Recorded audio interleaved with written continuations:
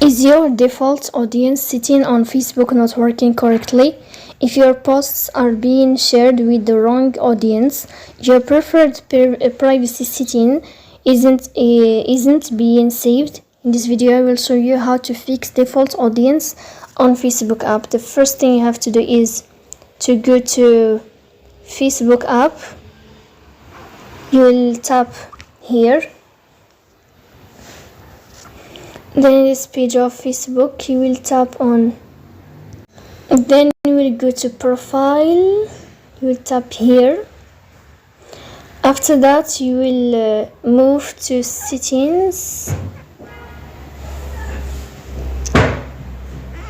You will click on settings and privacy, and here in this window you will go to settings again, and here in this page you will find